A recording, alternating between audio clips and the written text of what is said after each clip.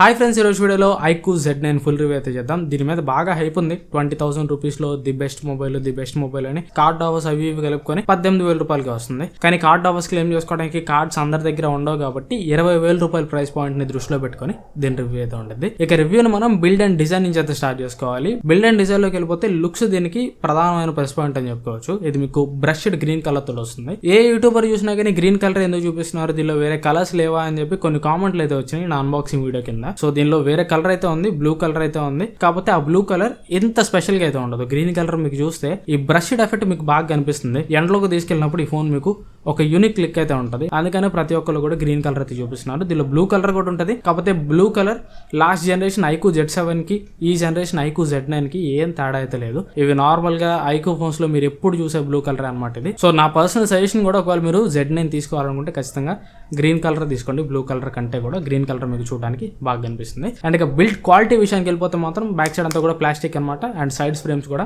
ప్లాస్టికే. So ఈ price segment లో వీళ్ళు మిగతా స్పెసిఫికేషన్స్ అన్ని బాగా ప్రొవైడ్ చేస్తున్నారు కాబట్టి బిల్డ్ క్వాలిటీ విషయంలో కాంప్రమైజ్ చేశారు. అఫ్ కోర్స్ ఆ విషయంలో మనం అయితే కంప్లైంట్ చేయలేం, ఎందుకంటే ప్రతిదీ కావాలంటే ఫోన్ ప్రైస్ అయితే పెరిగిపోయింది. బిల్డ్ క్వాలిటీ కాంప్రమైజ్ చేశారు. పట్టుకోవడానికి ఫోన్ మీకు చీప్ ఉన్నా కానీ ఫోన్ లుక్స్ అయితే బాగుంటాయి. అండ్ ఫోన్ మీరు చేతిలో పట్టుకున్నప్పుడు అంత వెయిట్ అయితే తెలియదు. ఇది మీకు 190 గ్రామ్స్ వెయిట్ దాకా ఉంటుంది. ఫోన్ మీరు చేతిలో పట్టుకున్నప్పుడు లైట్ వెయిట్ అయితే ఉంటుంది. అండ్ బ్యాక్ సైడ్ ప్యానల్ అంతా కూడా మీకు టెక్స్చర్డ్ కొద్దిగా ఫ్రాస్టెడ్ బ్యాక్ ఫినిష్ ఉంటుంది కాబట్టి ఫింగర్ ప్రింట్స్ ని కూడా ఏమి అట్రాక్ట్ చేయదు. అండ్ ఇక్కడ డిస్ప్లే డిపార్ట్మెంట్ కి వెళ్ళిపోతే ఇది మీకు 6.67 ఇంచ్ డిస్ప్లే తోడు వస్తుంది. రెజల్యూషన్ వచ్చరికి ఫుల్ HD ప్లస్ అనమాట. ఆ ప్రైస్ లో మనం 1.5K అట్లాంటివి ఎక్స్పెక్ట్ చేయలేం. అండ్ ఇక డిస్ప్లే క్వాలిటీ అయితే మాత్రం బాగుంది. డిస్ప్లే చూస్తున్నప్పుడు మీకు మంచి ఎక్స్పీరియన్స్ అయితే ఉంది. డిస్ప్లేలో బెజల్స్ కొద్దిగా సైడ్ బెజల్స్ తగ్గించారు కానీ టాప్ అండ్ బాటమ్ బెజల్స్ కొద్దిగా ఎక్కువ ఉన్నట్టు నాకైతే అనిపించింది. లాస్ట్ జనరేషన్ తోటి కంపేర్ చేస్తే బెజల్స్ అయితే చాలా తగ్గించారు. Even top and bottom bezels కూడా చాలా తగ్గించారు. బట్ అయినా కానీ ఇంకా కొద్దిగా టాప్ బెజల్ కానీ బాటమ్ బెజల్ కానీ ఇంకా తక్కువ ఉంటే బాగుంది అనిపించింది. నెక్స్ట్ జనరేషన్ అప్గ్రేడ్ కూడా వీళ్ళు చేస్తారు. అండ్ డిస్ప్లే చూస్తున్నప్పుడు నేను ఒకటి ఏం నోటీస్ చేశానంటే అదర్ ఫోన్స్ తోటి లైక్ నథింగ్ ఫోన్ 2A తోటి కానీ నా దగ్గర ఉన్న అదర్ ఫోన్స్ తోటి కంపేర్ చేస్తే display saturation levels and colour contrast అయితే కొద్దిగా దీంట్లో తేడా ఉంది అనిపించింది. ఆ బడ్జెట్ లిమిటేషన్ డిస్ప్లేలో అయితే మనకు కనిపిస్తుంది. డిస్ప్లే క్వాలిటీ అయితే బాగానే ఉంది. డిస్ప్లే చూస్తున్నప్పుడు షార్ప్ ఉంది. ఆంబులెట్ డిస్ప్లే కాబట్టి డీప్ బ్లాక్స్ చూపిస్తుంది, కలర్స్ బాగానే చూపిస్తుంది, అంతా కూడా బాగానే ఉంది. కాకపోతే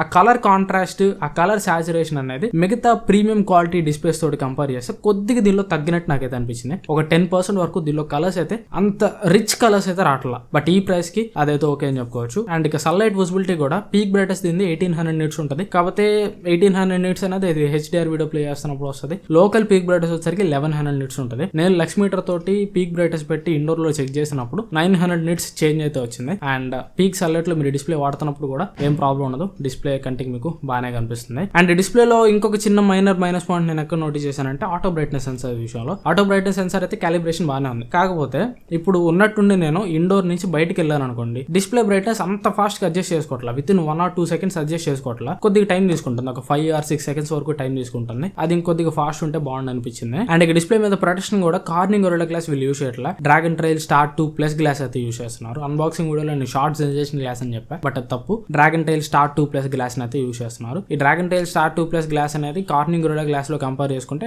Corning Gorilla glass 5 range protection అయితే ఇస్తుంది. బట్ ఇది కూడా ఒక కాస్ట్ కటింగ్ అని చెప్పుకోవచ్చు. కార్నింగ్ గొరిల్లా గ్లాస్ వీళ్ళు పెట్టాలంటే కాస్ట్ ఎక్కువైపోయింది. అదే డ్రాగన్ ట్రైల్ అనుకోండి కొద్దిగా చీప్ కాస్ట్ లో వీళ్ళకి గ్లాస్ అయితే దొరికింది. అండ్ ఈ ఫోన్ లో నాకు బాగా నచ్చిన ఆస్పెక్ట్ గురించి మాట్లాడుకోవాలంటే పర్ఫార్మెన్స్. దీనిలో ప్రాసెసర్ వచ్చరికి డైమెన్సిటీ 7200 ప్రాసెసర్ ఉండేది. సో ఈ ప్రాసెసర్ నేను iQOO Z7 Pro లో యూస్ చేశాను. అండ్ అట్లాగే నథింగ్ ఫోన్ 2A లో కూడా యూస్ చేశాను. ఆ రెండు ఫోన్స్ తోటి కంపేర్ చేస్తే ఈ ప్రాసెసర్ ఆప్టిమైజేషన్ నాకు దీనిలో చాలా బెటర్ అనిపించింది. Antutu స్కోర్ చూసామంటే నేను Antutu స్కోర్ రన్ చేసినప్పుడు 7,12,000 రూపాయలు కాదు 7,12,000 స్కోర్ అయితే వచ్చింది. వీళ్ళు అఫీషియల్ గా అడ్వర్టైజ్ చేసిన Antutu స్కోర్ వచ్చేసరికి 7,34,000. సో నా దగ్గర ఉన్నది బేస్ మోడల్. వాళ్ళకి ఎక్కువ స్కోర్ రావడానికి వాళ్ళు టాప్ అండ్ మోడల్ యూస్ చేసి ఉండొచ్చు. అండ్ వాళ్ళు ఏసీలో పెట్టి ఉండొచ్చు. నేను ఏసీలో పెట్టలేదు ఫోన్ ని. సో అందుకని నాకు 7,12,000 స్కోర్ వచ్చి ఉండొచ్చు. అండ్ 3D మార్క్ లో స్టెబిలిటీ చెక్ చేసినప్పుడు కూడా best loop score and lowest loop score రెండు కూడా దగ్గరికి సమానంగా ఉన్నాయి. అండ్ స్టెబిలిటీ కూడా 99.6 అయితే ఉంది. చాలా మంచి స్టెబిలిటీ స్కోర్ అని చెప్పుకోవచ్చు. అండ్ CPU థ్రోటల్ టెస్ట్ కూడా చేశాను. 50 threads 15 minutes చేశాను. ఇక్కడ నో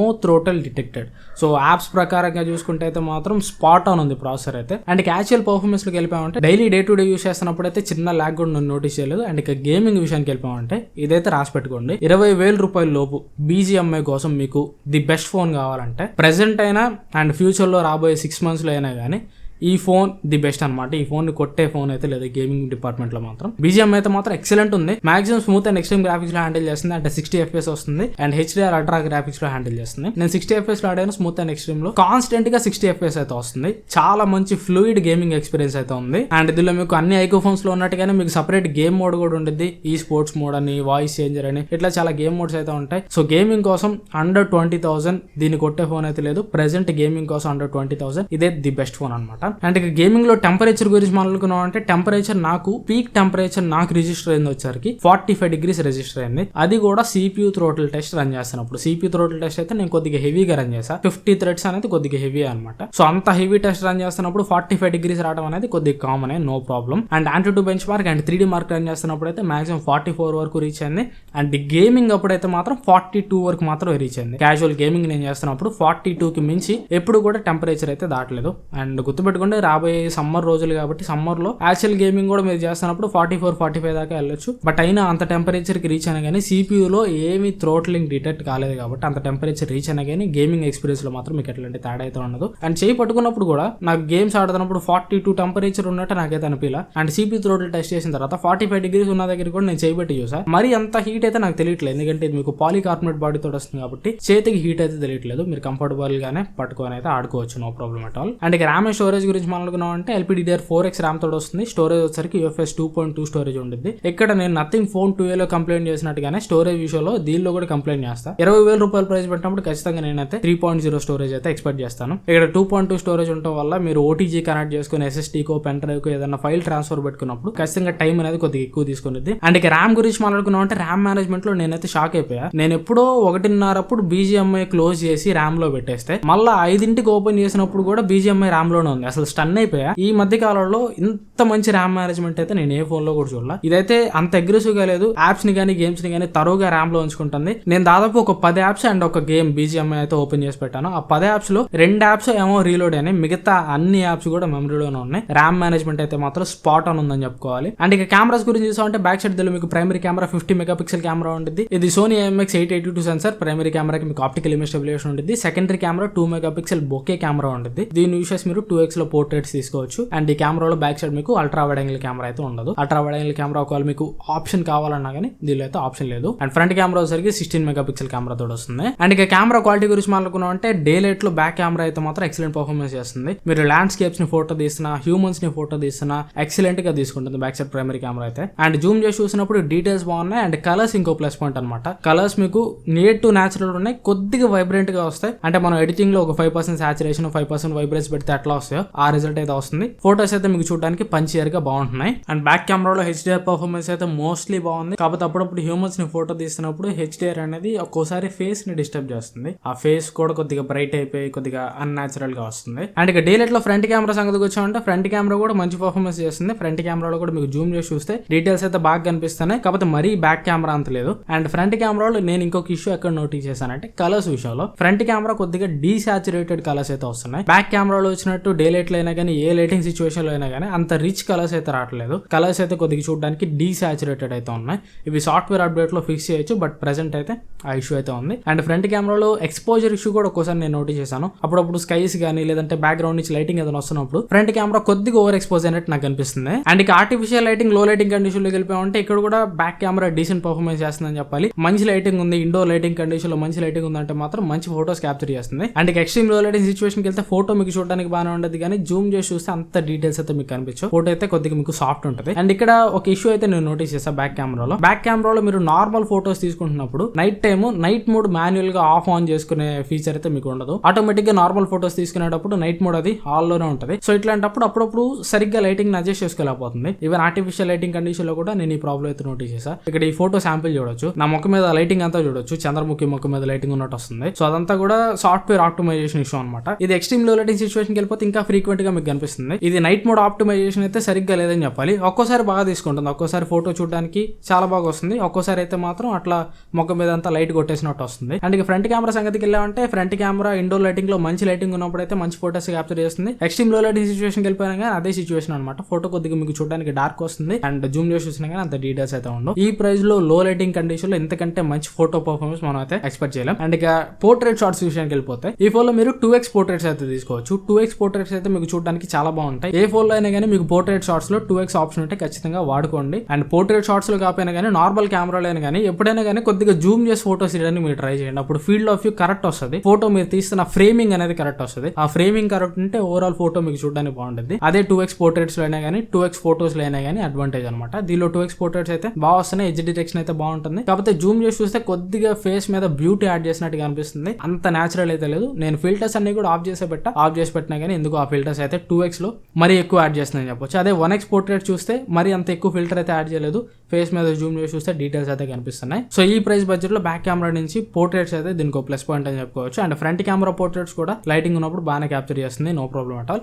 అండ్ ఇక లో లైటింగ్ లోకి వెళ్ళిపోతే లో లైటింగ్ లో మరి అంత too much good portrait experience అయితే మీరు ఎక్స్పెక్ట్ చేయబాకండి. కొద్దిగా ఇండోర్ లైటింగ్ లో ఇట్లాంటి స్టూడియో లైటింగ్ కండిషన్ లో పోర్ట్రేట్ షాట్స్ తీసుకుంటే అన్న కొద్దిగా బాగా వస్తాయేమో కానీ మరీ ఎక్స్ట్రీమ్ లో లైటింగ్ సిచువేషన్ కి వెళ్ళిపోతే అంత బాగా రావు. అండ్ ఇక్కడ కూడా బ్యాక్ కెమెరా పోర్ట్రేట్స్ విషయంలో ఒక ఇష్యూ అయితే నేను నోటీస్ చేశాను. ఇక్కడ మీరు పోర్ట్రేట్ షాట్స్ తీస్తున్నప్పుడు సెట్టింగ్స్ లోకి వెళ్తే అక్కడ మీకు హెచ్డిఆర్ అండ్ హెచ్డి పోర్ట్రేట్ అని ఒక ఆప్షన్ అయితే ఉంటుంది. ఆ HDR and HD portrait on చేస్తున్నప్పుడు కొద్దిగా అప్పుడప్పుడు పోర్ట్రేట్ షాట్స్ ఎలా వస్తున్నాయంటే కాంట్రాస్ట్ పెంచేసి షార్ప్నెస్ పెంచేసి కొద్దిగా చూడడానికి అన్యాచురల్ గా వస్తున్నాయి. ఇది ప్రతిసారి వస్తుందంటే ప్రతిసారి రావట్లేదు, అప్పుడప్పుడే వస్తుంది. అది కూడా ఇండోర్ లైటింగ్ సిచువేషన్ లో ఎక్కువ లైట్ మీ మీద పడుతున్నప్పుడు, స్టూడియో లైటింగ్ కండిషన్ లో మీరు ఉన్నప్పుడు ఇట్లాంటి ఫోటోస్ అయితే క్యాప్చర్ చేస్తుంది. అట్లాంటి సిచువేషన్ లో మీరు HDR and HD portrait options off చేసి ఫోటో తీస్తే మంచి పోర్ట్రేట్ రిజల్ట్స్ అయితే మీకు వస్తున్నాయి. అండ్ ఇక వీడియో డిపార్ట్మెంట్ వెళ్ళిపోతే back side primary camera use చేసి 4K 30fps వరకు వీడియో రికార్డ్ చేయొచ్చు. 4K 30fps లో మీకు స్టెబిలైజేషన్ ఆప్షన్ అయితే ఉంటుంది. డే రేట్ లో 4K 30fps వీడియో అయితే మాత్రం ఎక్సలెంట్ గా ఉంది. ఆ ప్రైస్ లో one of the best video capture చేస్తానని చెప్పుకోవచ్చు. And even indoor lighting situation కి వచ్చినా కానీ మంచి లైటింగ్, స్టూడియో క్వాలిటీ లైటింగ్ అని మీ దగ్గర ఉంటే ఇక్కడ కూడా మంచి వీడియో అయితే క్యాప్చర్ చేస్తుంది. అండ్ స్టూడియో లైటింగ్ కండిషన్ కాకుండా నార్మల్ రూమ్ లైటింగ్ సిచువేషన్ లో కూడా వీడియో చూడడానికి అయితే మీకు బాగుంటుంది. జూమ్ చేసి చూస్తే డీటెయిల్స్ ఉండవు కానీ ఓవరాల్ వీడియో అయితే మీకు చూడడానికి బాగుంటుంది. ఎక్స్ట్రీమ్ లో లైటింగ్ సిచువేషన్ కి వెళ్ళిపోతే వీడియో అయితే కొద్దిగా డార్క్ వస్తుంది. ఇక్కడ ఐక్యూ ఇమేజ్ ప్రాసెసింగ్ ఇంకా కొద్దిగా బెటర్ ఉండొచ్చు అనిపించింది. ఐక్యూ Z7 Pro లో ఇదే లైటింగ్ కండిషన్ లో నేను చూసినప్పుడు వీడియో అయితే కొద్దిగా బ్రైట్ వస్తుంది. బట్ దీనిలో అయితే మాత్రం ఐక్యూ Z7 Pro లో వచ్చినట్టు ఎక్స్ట్రీమ్ లో లైటింగ్ సిచువేషన్ లో అంత బ్రైట్ వీడియో అయితే రావట్లేదు, కొద్దిగా డార్కర్ వీడియో అయితే వస్తుంది. ఈ ప్రైస్ లో మనం దీనికంటే బెటర్ వీడియో అయితే ఎక్స్పెక్ట్ చేయలేం. అండ్ ఇక ఫ్రంట్ కెమెరా విషయానికి వెళ్ళిపోతే ఫ్రంట్ కెమెరా కూడా సేమ్ ఫోటోస్ లో ఏదైతే చెప్పానో అదే ఫ్రంట్ కెమెరాలో వీడియో డిపార్ట్మెంట్ లో కూడా ఆ డీసాచురేటెడ్ కలర్స్ ఇష్యూ అయితే ఉంది. అండ్ ఫ్రంట్ కెమెరా యూస్ చేసి 1080p 30fps వరకు వీడియో రికార్డ్ చేయొచ్చు. ఫ్రంట్ కెమెరాలో మేజర్ మైనస్ పాయింట్ ఏంటంటే వీడియో రికార్డింగ్ లో స్టెబిలైజేషన్ లేదు. సో వీడియోలో చాలా షేక్ అయితే మీరు నోటీస్ చేస్తారు. లైటింగ్ ఉన్నంత వరకు ఫ్రంట్ కెమెరా వీడియో బాగానే ఉంటుంది. అండ్ ఆర్టిఫిషియల్ లైటింగ్ కండిషన్ లో కూడా ఫ్రంట్ కెమెరా వీడియో బాగానే ఉంటుంది. లైటింగ్ బాగా ఉన్నప్పుడు జూమ్ చేసి చూసినా కానీ మంచి డీటెయిల్స్ అయితే ఉంటున్నాయి. టిపికల్ రూమ్ లైటింగ్ కండిషన్ అయితే జూమ్ చేసి చూస్తే అంత డీటెయిల్స్ అయితే ఉండవు కానీ వీడియో ఓవరాల్ గా చూడడానికి బాగానే ఉంటుంది. ఎక్స్ట్రీమ్ లో లైటింగ్ సిచువేషన్ వెళ్ళిపోతే ఇక్కడ కూడా కొద్దిగా డార్కర్ వీడియో అయితే వస్తుంది అనిపించింది. బట్ ఈ ప్రైస్ లో అంతకంటే మనం ఎక్కువ ఎక్స్పెక్ట్ చేయలేం. And front and back cameras use చేసి బొకే వీడియో కూడా రికార్డ్ చేయొచ్చు. బొకే వీడియో రికార్డ్ చేసినప్పుడు క్వాలిటీ 1080p 24fps కి పడిపోతుంది. లైటింగ్ ఉన్నప్పుడు బొకే వీడియో ఫ్రంట్ కెమెరా అయితే చూడడానికి బాగానే ఉంటుంది. బ్యాక్ కెమెరాలో అయితే డే లైట్ లో బొకే వీడియో రికార్డ్ చేస్తున్నప్పుడు ఓవర్ సాచురేటెడ్ కలర్స్ వస్తున్నాయి. అండ్ ఇంకా కొన్ని ఇష్యూస్ మర్చిపోయా. బ్యాక్ సైడ్ కెమెరా మీరు స్ట్రీట్ లైటింగ్ కండిషన్ యూస్ చేస్తున్నప్పుడు ఫోటోస్ చేస్తున్నప్పుడు బ్యాక్గ్రౌండ్ లో ఏదన్నా లైట్ ఉందనుకోండి, ఆ లైట్ మీకు గ్లేర్ ఎఫెక్ట్ వచ్చేస్తుంది. అండ్ బ్యాక్ కెమెరాలో మీరు పోర్ట్రేట్ షాట్స్ క్యాప్చర్ చేసేటప్పుడు డే లైట్ లో అయినా కానీ లో లైటింగ్ లో అయినా కానీ అప్పుడప్పుడు ఫోకసింగ్ ఇష్యూ అయితే మీకు వస్తుంది. బ్యాక్గ్రౌండ్ ని ఫోకస్ లో తీసుకొని మిమ్మల్ని అవుట్ ఆఫ్ ఫోకస్ చేసేస్తుంది. సో ఇష్యూ అయితే ఒకటి నేను నోటీస్ చేశాను. సో కెమెరాలో అయితే కొన్ని ఇష్యూస్ అయితే ఉన్నాయి. బట్ కొన్ని ఇష్యూస్ ఉన్నాయి కానీ 20,000 రూపాయలు అయితే మాత్రం ఇది తోపు తురుం కెమెరా అని చెప్పట్లేదు. బట్ 20,000 రూపాయలు ఖచ్చితంగా న్యాయం చేసే కెమెరా. చెప్పాను దీనిలో ఇప్పటికే చాలా ఇష్యూస్ చెప్పాను. బట్ అయినా కానీ అవన్నీ కూడా మైనర్ ఇష్యూస్. ఈ ప్రైస్ పాయింట్ ని కంపేర్ చేసుకుంటే, ఈ ప్రైస్ లో ఉన్న అన్ని ఫోన్స్ ని కంపేర్ చేసుకుంటే ఇదే కొద్దిగా బెటర్ కెమెరా అని చెప్పుకోవచ్చు. ఓవరాల్ గా చెప్పుకోవాలంటే ఒక డీసెంట్ గుడ్ కెమెరా అని చెప్పుకోవచ్చు. అండ్ చాలా మంది ఈ camera iQOO Z7 Pro camera తోటి కంపేర్ చేస్తున్నారు. కంపేర్ చేయమాకండి, అంత లెవెల్ కి అయితే వెళ్ళలేదు. అది ఇంకా ఎక్సలెంట్ ఉంటుంది. బట్ ఈ కెమెరా అయితే 20,000 లో న్యాయం చేస్తుంది. అండ్ 20,000 లో Realme 12 Plus కూడా ఉంది. Realme 12 Plus కెమెరాస్ దీనికంటే బాగున్నాయి అంటున్నారు. బట్ ఆ ఫోన్ ని నేను తెప్పించింది లేదు, చెక్ చేసింది లేదు. అండ్ ప్రాసెసర్ డిపార్ట్మెంట్ చూసుకుంటే Realme 12 Plus అసలు దీని ముందు పనికిరాదు. సో అవి కూడా మీరు చూసుకోవాలి. అండ్ ఇక బ్యాటరీ వచ్చేసరికి 5000 mAh బ్యాటరీ తోటి వస్తుంది. 44 వాట్ ఫాస్ట్ ఛార్జింగ్ సపోర్ట్ చేస్తుంది. బ్యాటరీ లైఫ్ అయితే మాత్రం ఎక్సలెంట్ ఉంది. బ్యాటరీ లైఫ్ అయితే నేను 100% ఉన్నప్పుడు యూజ్ చేయడం మొదలు పెడితే 20% కి వచ్చేసరికి నాకు 6 hours 36 minutes అయితే స్క్రీన్ ఆన్ టైం వచ్చింది. చాలా హెవీగా యూజ్ చేసా. గేమింగ్ టెస్ట్ కానీ కెమెరా టెస్ట్ కానీ అన్ని చేశాను. అంత హెవీగా యూజ్ చేసినప్పుడు కూడా 6 hours 30 minutes బ్యాటరీ వచ్చిందంటే చాలా మంచి బ్యాటరీ అని చెప్పాలి. అండ్ చాలా మంది ఇందులో బ్యాటరీ డ్రైన్ ఇష్యూ ఉందని అడుగుతున్నారు. ఎస్, డ్రైన్ ఇష్యూ కూడా ఉంది. కాకపోతే ఆ డ్రైన్ ఇష్యూ ఎప్పుడు ఉందంటే హెవీ టాస్క్లు రన్ రన్ చేసేటప్పుడు. నేను CPU throttle test, gaming test ఇవన్నీ కూడా ఒక గంట 10 నిమిషాల దాకా పట్టింది. ఆ గంట 10 నిమిషాల్లో ఇది మీకు 24% వరకు బ్యాటరీ డ్రైన్ అయింది. సో 24% గంటలో డ్రైన్ అవటం అనేది కొద్దిగా ఎక్కువనే చెప్పాలి. బట్ మనం ప్రాక్టికల్ గా ఒకసారి చూసుకున్నాం అంటే గంట 10 నిమిషాలు 24 మినిట్స్ కాసేపు పక్కన పెట్టి గంట సేపట్లో 20% డ్రాప్ అయింది అనుకుందాం. సో అట్లా 5000 mAh బ్యాటరీ గంట సేపట్లో 20% డ్రాప్ అయితే 5 hours మీకు స్క్రీన్ ఆన్ టైం వస్తుంది హెవీ టాస్క్లు రన్ చేసినా కానీ. సో గేమింగ్ లాంటి హెవీ టాస్క్లు మీరు రన్ చేస్తున్నప్పుడు కూడా 5 hours non stop screen on time వచ్చిందంటే అది గుడ్ అనే చెప్పాలి కదా, మరి అంత బ్యాడ్ ఏం కాదు కదా. సో బ్యాటరీ మీకు కొద్దిగా హెవీగా డ్రైన్ అవుతున్నట్టు అనిపిస్తుంది. గేమింగ్ కెమెరా యూస్ చేస్తున్నప్పుడు కొద్దిగా యూజువల్ గా డ్రాప్ అవ్వాల్సిన దానికంటే ఒక 3 to 4% తొందరగా డ్రాప్ అవుతున్నప్పటికీ కూడా మీరు నార్మల్ గా ఫోన్ యూస్ చేస్తున్నప్పుడు, కాల్స్ మాట్లాడుకుంటున్నప్పుడు కానీ, ఇన్స్టాగ్రామ్ చూస్తున్నప్పుడు కానీ, యూట్యూబ్ చూస్తున్నప్పుడు కానీ చాలా మంచి బ్యాటరీ లైఫ్ అయితే వస్తుంది. సో బ్యాటరీ విషయంలో కంప్లైంట్ చేయడానికి అయితే ఏం లేదు. మీరు మీడియం యూజర్ అయితే ఈజీగా 7 hours వరకు మీకు స్క్రీన్ ఆన్ టైం అయితే వస్తుంది. అండ్ ఇక ఛార్జింగ్, ఇది మీకు 44 watt ఛార్జింగ్ తోటి వస్తుంది. బాక్స్ లోని ఛార్జర్ అయితే ప్రొవైడ్ చేస్తారు. ఛార్జింగ్ విషయంలో నేను కొద్దిగా డిసప్పాయింట్ అయ్యా. నేను 6% ఉన్నప్పుడు ఛార్జింగ్ పెట్టాను. 6% నుంచి 100% కావడానికి దగ్గరగా 1 hour 20 minutes టైం పట్టింది. అదే 6% నుంచి కాకుండా 0% నుంచి పెట్టుంటే 1 hour 25 minutes వరకు టైం పెట్టేది. అంటే దగ్గరగా గంటన్నర వరకు ఫుల్ ఛార్జ్ అవడానికి ఇది టైం తీసుకుంటుంది. ఇది కొద్దిగా బెటర్ ఉంటే బాగుండేది. ఒక గంట 10 నిమిషాలు అయితే ఓకే, కానీ గంట 25 నిమిషాలు, గంటన్నర అంటే కొద్దిగా ఎక్కువనే చెప్పాలి. అండ్ ఇక సాఫ్ట్వేర్ గురించి మాట్లాడుకుంటే అవుట్ ఆఫ్ ద బాక్స్ ఇది మీకు Android 14 తోటి వస్తుంది, FunTouchOS 14 తోటి వస్తుంది. వీళ్ళు మీకు 2 years వరకు Android అప్డేట్స్ ప్రొవైడ్ చేస్తారు అండ్ 3 years వరకు సెక్యూరిటీ ప్యాచ్ అప్డేట్స్ ప్రొవైడ్ చేస్తారు. సెక్యూరిటీ ప్యాచ్ అయితే ప్రెసెంట్ లేటెస్ట్ లో రన్ అవుతుంది. రీసెంట్ గా 2 days బ్యాక్ అప్డేట్ వచ్చింది. మార్చ్ సెక్యూరిటీ ప్యాచ్ కి వీళ్ళు అప్డేట్ చేశారు. సో అప్డేట్స్ కూడా తొందరగా రిలీజ్ చేస్తున్నారు. అండ్ ఇక యూజర్ ఎక్స్పీరియన్స్ గురించి మాట్లాడుకుంటే ఇది మీకు FunTouchOS తోటి వస్తుంది. FunTouchOS నేను యూజ్ చేస్తున్నప్పుడు ఎప్పుడు కూడా నాకు నచ్చదు. ఏ ఫోన్ లో యూజ్ చేసినా కానీ మరీ ఓఎస్ అయితే కొద్దిగా థిక్ ఉంటుంది, మీకు మరీ అంత ప్రీమియం ఎక్స్పీరియన్స్ అయితే ఉండదు. అండ్ ఈ ఓఎస్ లో కొద్దిగా మీకు బ్లోట్వేర్ కూడా ఇన్స్టాల్ చేసిస్తారు. And especially V app store అని ఒక యాప్ స్టోర్ ఉంటుంది. ఎక్కువ సజెషన్లు పంపించేస్తా ఉంటుంది, ఇరిటేట్ చేస్తా ఉంటుంది. And hot games, hot apps ఇట్లాంటివి కూడా ప్రీ లోడెడ్ గా ఇస్తున్నారు. సో మరీ అంత ప్రీమియం ఎక్స్పీరియన్స్ అయితే ఓఎస్ లో ఉండదు. అండ్ ఇక స్టీరియో స్పీకర్స్ కూడా వస్తుంది. స్టీరియో స్పీకర్స్ అయితే పర్లేదు, లౌడ్ ఉన్నాయి. దీనిలో మీకు ఎక్స్ట్రా వాల్యూమ్ అయితే ఉంటుంది. వీళ్ళు హైపర్ వాల్యూమ్ అనో ఏదో పిలుస్తారు. దీనిలో మీకు వాల్యూమ్ 200% వరకు రీచ్ అవుతుంది. సో 200% వరకు వాల్యూమ్ వెళ్ళినప్పుడు మీకు స్పీకర్స్ అయితే బాగా లౌడ్ గా వినిపిస్తున్నాయి. కాకపోతే